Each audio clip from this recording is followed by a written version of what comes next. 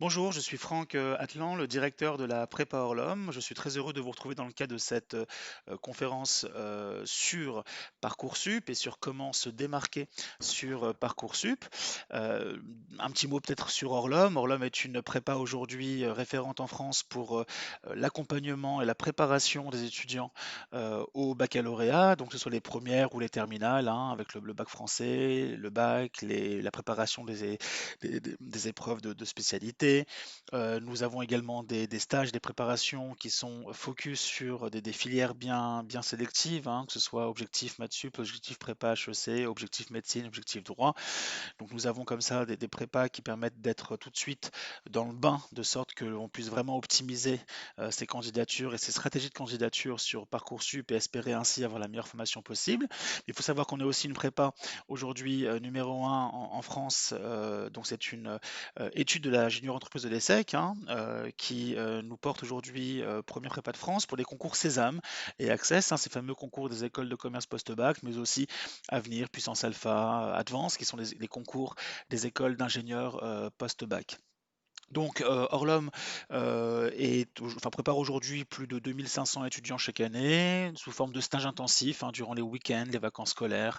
Euh, Ce sont des stages qui durent généralement ou plusieurs week-ends ou une bonne semaine. C'est vraiment des formules qui sont très variées et qui sont bien sûr adaptées aux emplois du temps de nos étudiants qui sont en première, en terminale, en licence, en BTS, en DUT, enfin qui sont dans des univers très variés. Donc nous adaptons bien sûr à leur emploi du temps. Bon, là, ça c'était un petit mot pour Orlum, parce que je sais que vous êtes beaucoup à nous poser la question souvent sur ce que fait Orlum, ce qu'est Orlum, parce que évidemment vous ne connaissez pas toutes ces prépas, hein. Ce sont des choses qu'on a amené à connaître au fur et à mesure de la prise de conscience d'une préparation, c'est-à-dire que lorsqu'on en prend conscience qu'on doit se préparer, se démarquer, être meilleur que d'autres, forcément les prépas comme Orlum prennent tout leur sens. Et voilà, c'est juste un petit mot dont je voulais vous parler. Alors, juste pour vous présenter rapidement aussi qui je suis, moi je suis Franck donc, Atlan. J'ai fait une prépa HEC après un baccalauréat scientifique. Donc, j'ai intégré l'ESSEC en programme grande école après 2 ans de prépa. Et j'ai également étudié la philosophie à Paris 4, Sorbonne. Et j'ai aussi un vrai bagage en cosmétique et notamment dans le secteur du luxe. J'ai suivi la chaire LVMH à l'ESSEC où je suis membre de jury, où je sélectionne les élèves qui veulent entrer à la chaire. Et j'ai une belle expérience dans les cosmétiques et le luxe, hein. J'ai fait des stages à Tokyo, à New York, mais aussi à Paris, chez Shiseido, Christian Dior Parfum et Kerastase. Et Kerastase qui sont des produits pour le salon de coiffure, enfin je ne sais pas si vous connaissez, mais voilà. Et j'ai ensuite eu une carrière de 5 ans dans les cosmétiques chez L'Oréal, donc dans le groupe L'Oréal, où j'étais notamment, enfin LVMH et L'Oréal, j'étais en charge de marques que vous connaissez forcément, qui sont des marques comme Ushuaïa, Dop, des marques comme Mixa, Jean-Louis David. Et cette expérience a été extrêmement enrichissante pour moi. Mais en 2006, en fait, j'ai décidé de créer la prépa Orlum. Alors, ça n'a pas été une création comme ça, from scratch, ex nihilo, hein. Ça a été une création qui était l'aboutissement de plusieurs années d'expérience, en fait, dans l'éducation. Il faut savoir que j'ai souvent enseigné dès l'âge de 15 ans et plus particulièrement dès l'âge de 20 ans, quand j'ai été admis à l'ESSEC après ma prépa HEC, où là, j'ai été en charge des programmes de préparation en thèse de logique et de mathématiques dans une grande prépa parisienne et où j'y suis resté plusieurs années. Et voilà, donc j'ai créé ensuite Orlum en 2006 et aujourd'hui Orlum, nous en sommes à la 15e année. On va fêter en 2021 la 15e année d'existence d'Orlum. Nous sommes très fiers car nous avons d'excellents résultats et nous avons des scores enfin, 3 à 4 fois supérieurs aux moyennes nationales selon les concours et nous avons aussi des majors de concours, voilà, des étudiants qui nous font honneur chaque année et qui réussissent véritablement haut la main leurs épreuves. Alors, là, on est sur une thématique Parcoursup, qui est une thématique très importante évidemment, parce que c'est une thématique, qui doit absolument vous intéresser dès la classe de seconde en fait, hein. Donc s'il y a des secondes qui nous regardent, des parents d'étudiants qui sont en seconde, qui nous regardent, ben bravo, vous prenez ce qu'on appelle le taureau par les cornes, hein, c'est très bien. Moi-même, je suis l'heureux papa d'une fille qui a 16 ans, enfin qui va vers ses 16 ans et c'est vrai que ce sont des problématiques en fait, qui sont très importantes importante en tant que parent.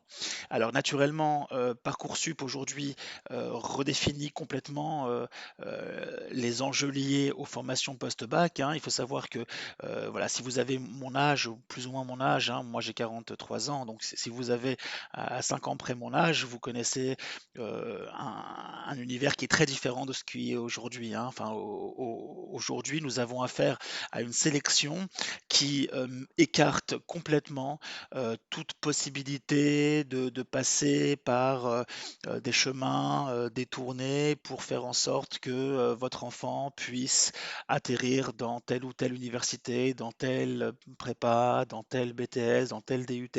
Aujourd'hui, tout se fait de façon informatique avec une forme quand même de froideur, un peu de rigueur comme ça, qui est la rigueur des chiffres naturellement, où il va y avoir une espèce de moulinette, hein, qui va passer évidemment en revue tous vos résultats, enfin tous les résultats des étudiants de lycée, hein, donc seconde, première, terminale, évidemment un focus sur la terminale, hein, naturellement. Et c'est vrai qu'il y a un aspect un peu froid de Parcoursup, hein, une analyse un petit peu froide, qui n'existait pas forcément avant. Je ne sais pas si vous vous souvenez, mais avant, lorsqu'on avait son bac, on pouvait très bien se présenter à l'université avec son bulletin, faire la queue, s'inscrire. Il y avait un côté un petit peu plus, on va dire, enfin beaucoup moins conventionnel qu'aujourd'hui. Mais voilà, il faut savoir que le Parcoursup a vraiment rebattu les cartes à ce niveau-là et apporte son lot vraiment de froideur. Et qui dit froideur, en fait, dit qu'il va falloir ne prendre aucun risque au niveau des résultats que l'on va obtenir durant ces années de lycée. Donc il est primordial, hein, de comprendre que ça commence dès la seconde. Ça veut dire que si vous avez ça à l'esprit aujourd'hui, que vous gardez bien en tête que le collège était bien, on pouvait s'amuser, on pouvait dire que je fous rien parce que ça va, j'ai des facilités et autres. Lorsqu'on va être au lycée, dès la seconde, chaque note, chaque devoir sur table, chaque devoir à rendre, chaque participation en cours va être autant d'éléments qui vont cristalliser en fait votre parcours et qui vont vous permettre de postuler ensuite dans les meilleures formations post-bac. Donc il faut savoir que lorsque aujourd'hui on est au lycée, le premier conseil que je vais vous donner, c'est un conseil qui est évidemment plein de bon sens, mais bossez, travaillez, c'est maintenant que ça se passe. Une fois que vous allez intégrer la formation post-bac de votre choix, vous serez ce qu'on appelle sur les rails. Une fois que vous serez sur les rails, ce sera beaucoup plus facile. En plus, vous aurez de la maturité, vous serez de jeunes adultes, vous aurez beaucoup plus d'autonomie, beaucoup plus de facilité pour vous organiser. Vous n'aurez pas tout ce fardeau, tout ce poids de l'adolescence qui peut parfois être un handicap pour certains.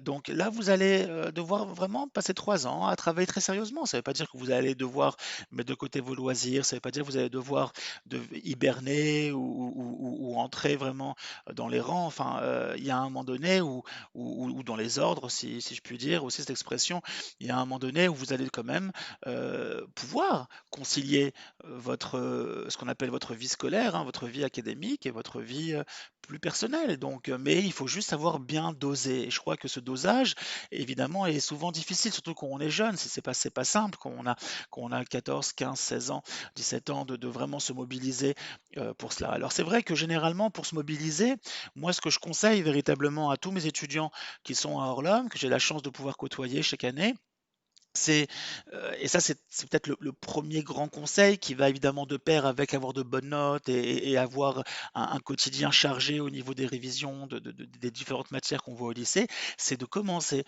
à réfléchir dès à présent à un projet professionnel. Moi, j'ai eu cette chance immense de croiser en fait dans ma vie un garçon que je fréquentais, un ami de la famille, qui était en fait, c'était le fils d'un ami de mes parents qui, pour le coup, avait fait l'ESSEC après Dauphine. Donc c'est déjà à l'époque, des admissions parallèles existaient, hein, c'est-à-dire qu'on pouvait à l'époque faire une université et après rejoindre une grande école, après 3 ans ou 4 ans d'université. Et il faut savoir en fait que ce que j'avais particulièrement apprécié, c'était justement son côté extrêmement ouvert déjà à l'époque. Je me souviens qu'il parlait plusieurs langues, je me souviens qu'il avait déjà commencé un petit peu à voyager. J'aimais sa façon en fait de s'exprimer, j'aimais le travail qu'il avait. Il travaillait dans le secteur des services financiers et j'avais aimé la façon dont il me parlait des écoles de commerce, ce qu'on y apprenait, la diversité des profils qui fréquentaient en fait les écoles, les opportunités de stage, de voyage à l'étranger, de premier emploi, de salaire.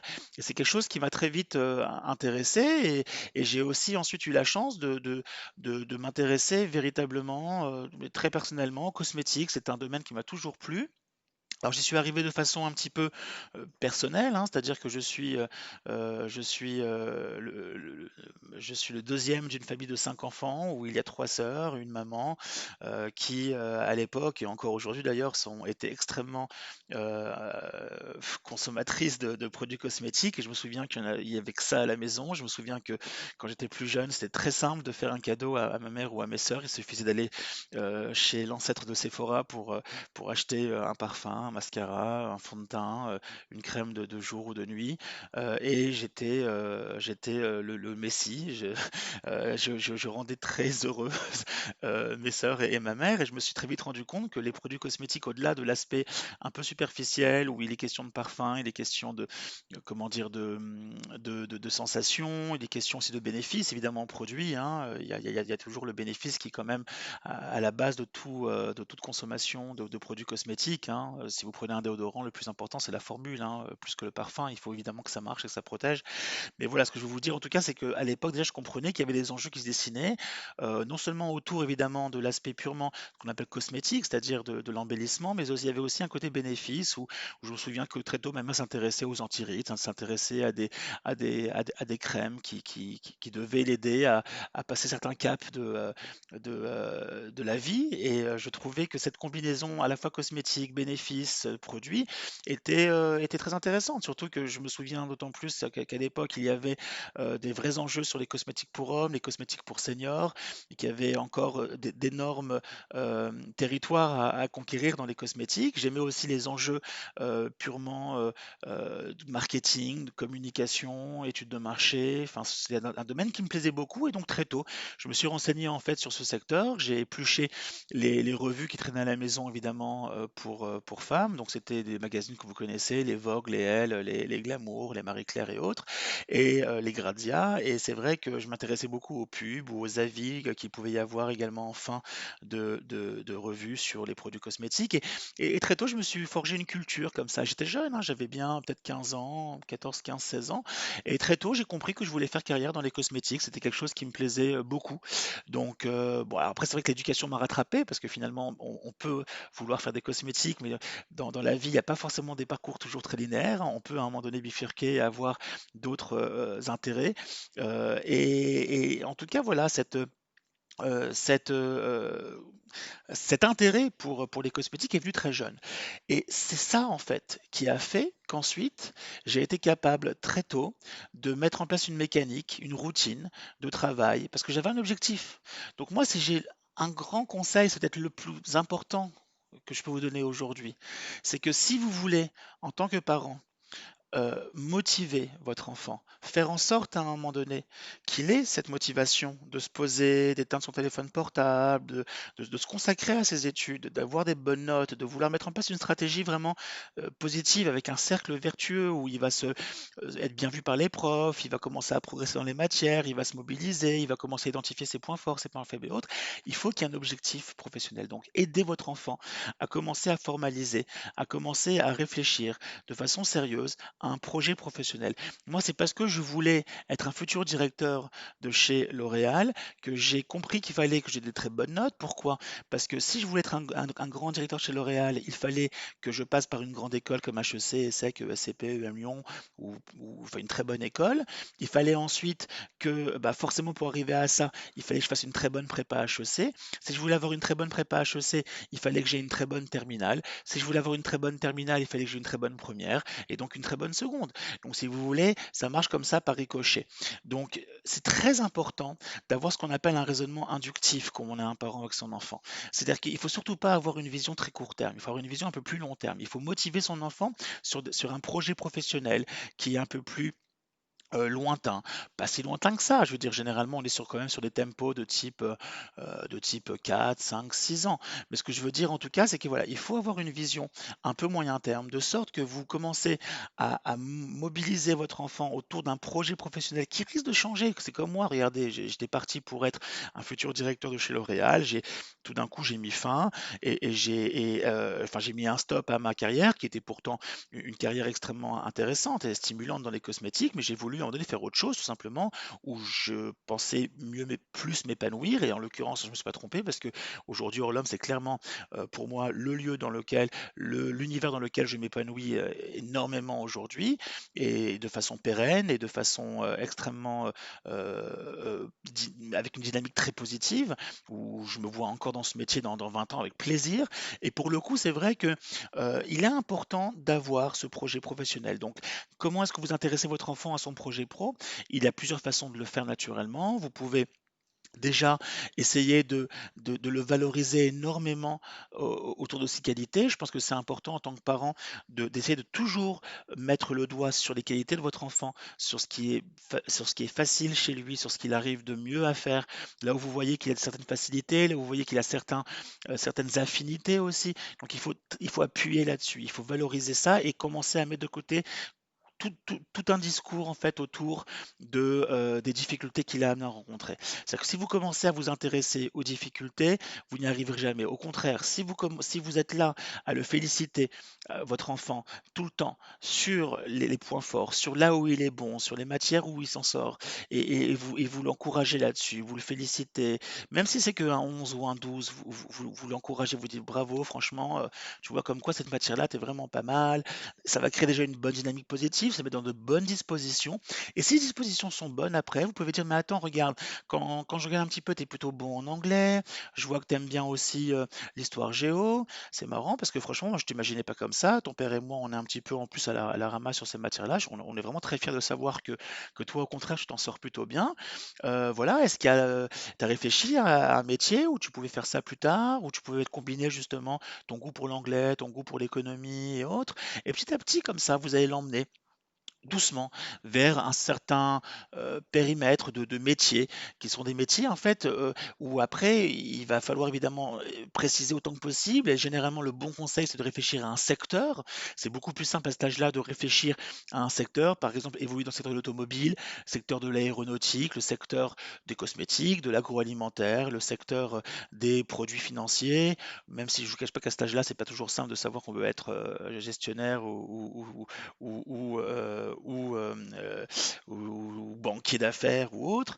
Voilà, et essayer de réfléchir à des secteurs d'activité dans lesquels il pourrait être à l'aise. Donc la pharmacie, le secteur de la santé. Donc il y a énormément de possibilités. Et il faut en parler de façon très sympa, mais toujours avec l'idée derrière que il serait bon là-dedans, parce que vous tentez des choses, vous tentez des choses.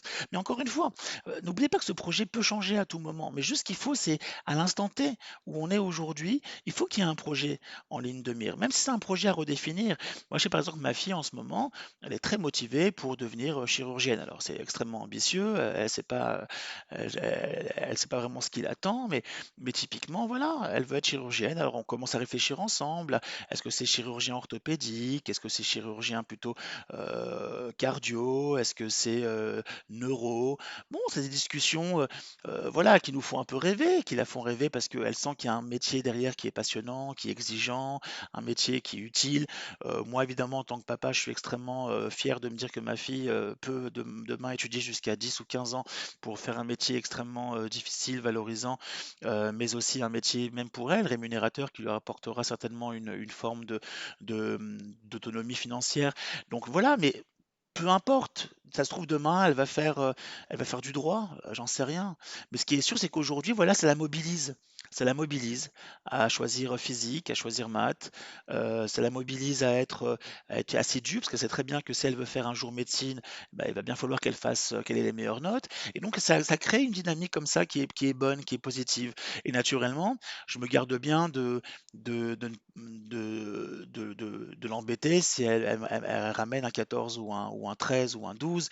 Et je lui dis plutôt, voilà ce qui est bon, voilà ce qui fait que tu vas pouvoir y arriver. On va essayer d'avoir 13 la prochaine fois et 15 la prochaine fois et autres. Et c'est vrai que tout ça fait qu'aujourd'hui, on est quand même dans une dynamique qui est plutôt positive. Et je crois que c'est vraiment important d'avoir ce réflexe avec vos enfants qui est de tout de suite commencer à réfléchir le plus tôt possible à ce projet professionnel.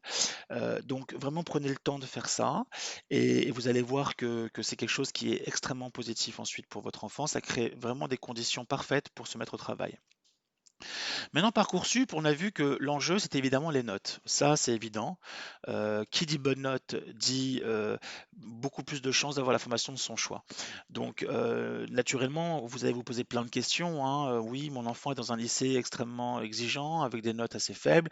Vous inquiétez pas, ça, ils le savent très bien, parce qu'il faut savoir que les bulletins sur Parcoursup prennent en compte la note la plus faible, la note la plus haute, la moyenne, bien sûr, l'écart type à la moyenne, hein, ça veut dire comment se comportent les notes par rapport à la moyenne, hein. C'est un écart type faible, ça veut dire que tout le monde a plus ou moins une note autour de la moyenne. Un écart type élevé, ça veut dire qu'il y a des élèves qui sont très bons, d'autres qui sont beaucoup moins forts. En tout cas, il y a plein de trucs qui sont pris en compte qui font que même dans les lycées extrêmement huppés, par exemple à Paris, si on prend voilà, un lycée comme Condorcet ou comme Henri IV, ce sont des lycées évidemment qui sont très exigeants et lorsqu'on a des 12 ou des 13 ou des 14 dans ces lycées-là, c'est parfois l'équivalent d'un 17 ou un 18 dans d'autres lycées un peu moins prestigieux.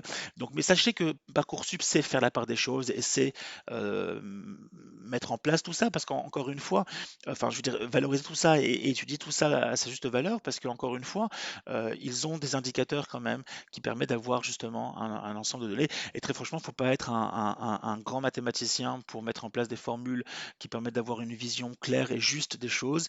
Voilà, ce sont des formules assez simples à mettre en place sur Parcoursup qui permettent quand même de faire, encore une fois, la part des choses entre un lycée difficile et un lycée qui est moins difficile en termes d'obtention de bonnes notes. Après, il faut savoir que sur Parcoursup, il y a effectivement deux choses importantes. C'est le CV, enfin le CV, l'équivalent d'un CV que vous remplissez en ligne, et ce qu'on appelle aussi le projet d'orientation motivé ou projet motivé d'orientation. Enfin, je sais jamais dans quel ordre c'est. Et pour le coup, là, on a affaire vraiment à des enjeux importants. Alors, pour le projet d'orientation motivée, là, pour le coup, c'est comme une lettre de motivation en fait que vous faites hein, pour la formation de votre choix. Donc là, naturellement, c'est là-dessus qu'on va commencer à réfléchir avec les futurs recruteurs, ou du moins à exprimer aux recruteurs son souhait d'orientation. Mais ce souhait d'orientation, en fait, dans telle ou telle filière n'a de sens que s'il y a un projet professionnel à la clé. Et s'il y a un projet professionnel à la clé, alors effectivement, il y a toutes les chances que la filière que vous choisissez est la bonne.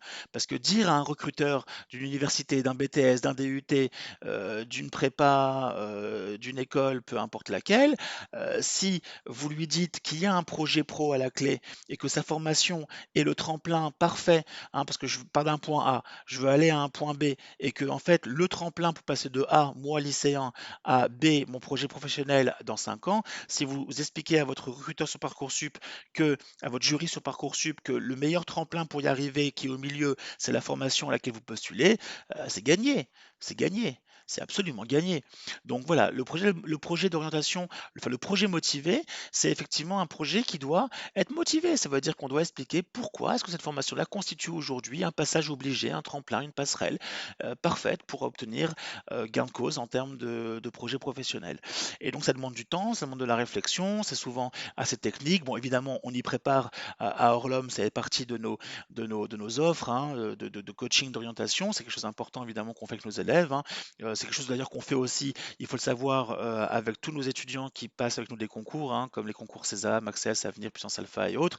Nous avons dans ces préparations-là, généralement une petite partie qui est consacrée à l'accompagnement justement autour du projet motivé, du CV, des stratégies gagnantes de candidature, parce qu'il y a des stratégies évidemment sur Parcoursup à avoir pour avoir au final quelque chose de bien. Et c'est quelque chose qui est vraiment important. Alors sur le CV, peut-être que je finirai là-dessus. Sur le CV, je pense que j'ai des vrais conseils à vous donner. Je pense qu'en tant que parent ou en tant qu'étudiant, Il est primordial de commencer à donner de l'épaisseur à son CV, à donner à son CV quelques lettres de noblesse. Alors déjà, il faut le faire, son CV pour une première fois. Donc généralement, il y a des modèles en ligne qui traînent, hein. Alors nous, on a un modèle type à la prépa, mais bon, peu importe. Vous avez plein de modèles aujourd'hui qui traînent en ligne. Et là, il faut commencer à écrire son CV. Nom, prénom, né telle date, dans telle ville. Voilà, vous allez dire mettre votre téléphone, votre mail. Commencez à faire votre CV papier qui servira de base après sur Parcoursup, bien sûr.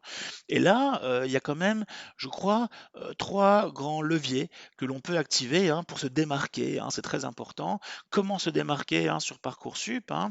Bon, évidemment par ses notes, on l'a vu, par la maturité de son projet professionnel, mais encore par la qualité, en fait, de son CV, de l'épaisseur de sa personnalité. Parce que qui dit CV épais dit personnalité épaisse, personnalité multiple, personnalité ambitieuse, personnalité qui est plutôt, on va dire, engagée, hein, de plein de façons. Et on va voir ensemble qu'il y a 3 leviers à activer. Premier levier, c'est bon, pas dans la partie évidemment académique, hein, parce que là-dessus, ben, il n'y a pas grand-chose à raconter à part que vous êtes en terminale, vous avez votre brevet, etc. Par contre, ou en première, enfin peu importe. Par contre, sur la partie professionnelle, je crois, qu'il est opportun de commencer à réfléchir à comment est-ce qu'on peut apporter des lignes en plus. Alors naturellement, dans professionnel, ça ne veut pas dire que vous avez un CDI, hein, un contrat à durée indéterminée ou un CDD. Ça veut juste dire que vous avez déjà votre stage d'observation de troisième qui figure forcément sur cette partie-là.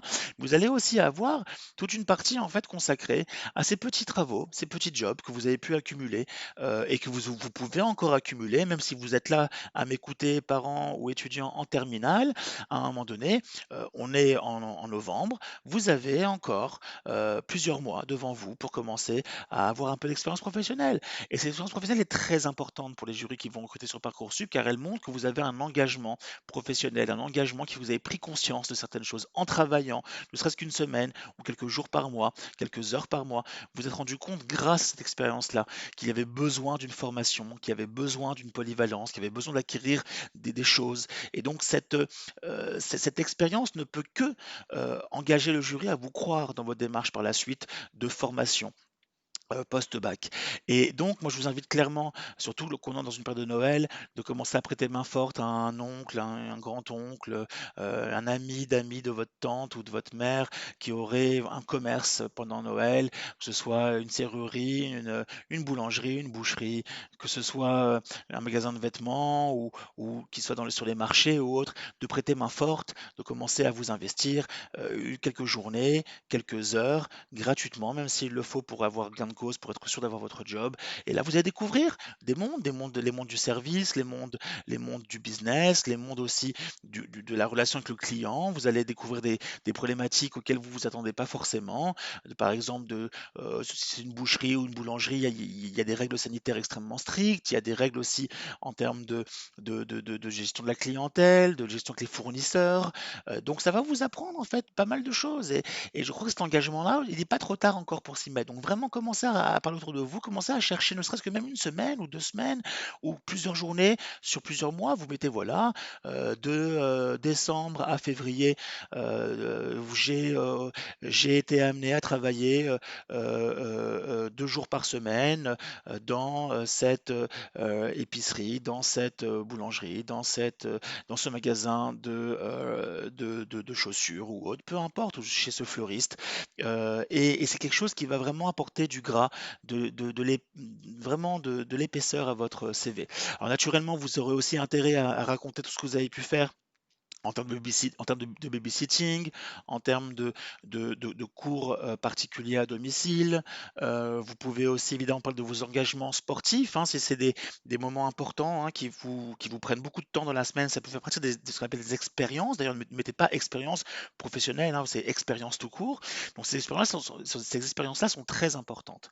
Après, dans cette partie-là, généralement, il nous reste plus qu'à mettre, si vous avez éventuellement une expérience de voyage importante, où vous êtes resté peut-être 3 semaines, un mois quelque part. Bon voilà, c'est quelque chose qu'on peut effectivement mettre en expérience. Bon, après, il y a quand même le troisième conseil que je voulais vous donner, qui est très important, c'est au niveau des langues et des ce qu'on appelle des logiciels.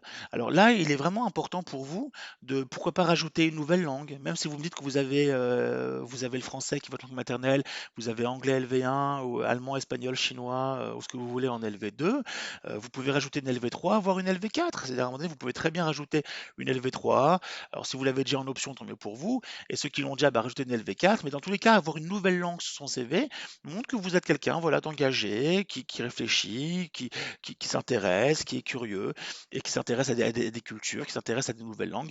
Et généralement, il suffit de télécharger une application comme Babel ou comme Duolingo et vous allez voir que ça coûte vraiment pas très cher et vous allez pouvoir apprendre le néerlandais, apprendre l'allemand, apprendre l'italien, apprendre l'hébreu, apprendre l'arabe, apprendre le japonais, apprendre le hindi ou le suédois, le portugais, enfin ce que vous voulez.